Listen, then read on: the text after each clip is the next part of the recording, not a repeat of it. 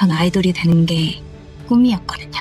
정신을 차려보니까 이상한 장소에 겠어. 저는 나는 지금 내가 니들한테 올인하는 거야. 지금 데뷔 못하면 팀 해체야. 전 정말 아무것도 몰라요. 네가 얼마나 간절했는지만 생각해. 의뢰인을 협박한 게 모두 소속사의 소행이라면 너 오늘 좀 맞자.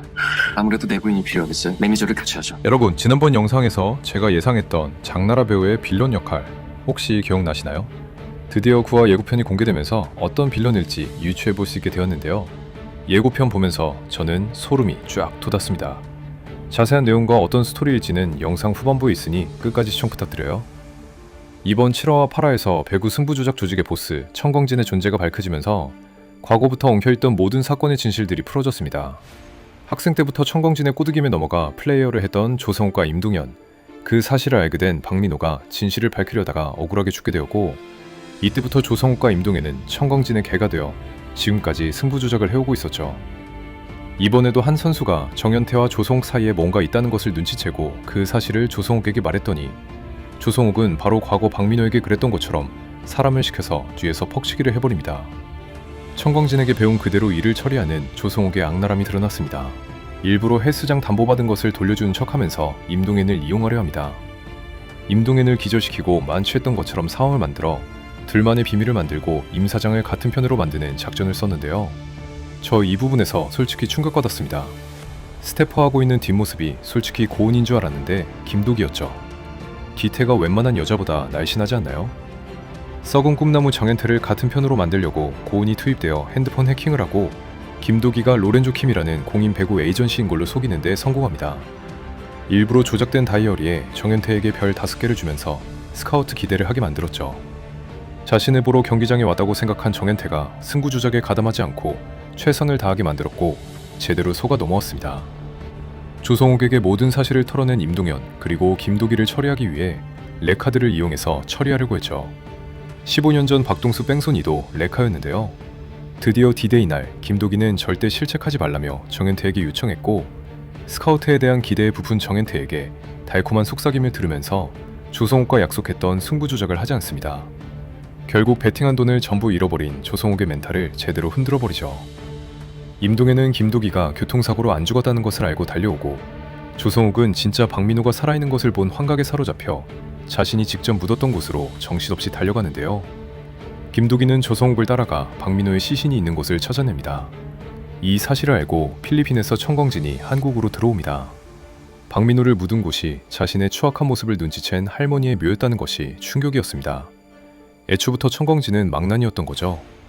모든 증거를 없애기 위해서 조성욱과 임동현을 처리하고 마지막 증거인 박민호의 시신까지 빼돌립니다. 김도기를 불러 이번에도 도박거리를 만드는 청광진, 그리고 인정사정 없는 사랑의 배로 모든 라운드까지 올라가는 김도기. 이번에도 무지개용수 팀원들의 팀워크가 제대로 발휘되었는데요. 화장되기 전에 발견한 박민호의 시신과 불법 사이트 해킹으로 청광진을 완벽히 무너뜨립니다. 솔직히 청광진이 더 악랄하고 강해졌으면 하는 바람이 있었는데 열혈 사제에서의 이미지 때문에 자꾸 몰입이 안 되더라고요. 그리고 역시 믿고 보는 이재용 배우의 액션씬은 일주일의 스트레스를 날려버리기에 충분했죠. 박동수가 꿈에서 아들 박민호를 만나는 장면은 감동적이었는데요.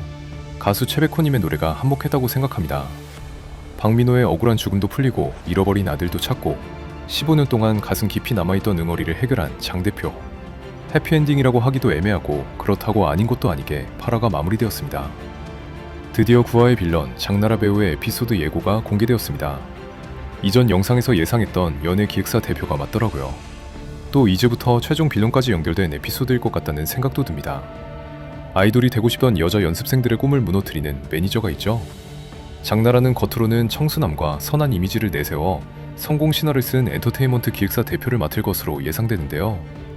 대외적으로는 미담 제조기 또는 청렴한 기업인으로 포장되어 있지만 실상은 신인 아이돌 지망생이나 배우들을 고위층에게 접대시키고 이 과정에서 약점을 잡아 영구적인 노예 계약을 강요하는 악독 마스터마인드일 가능성이 높습니다.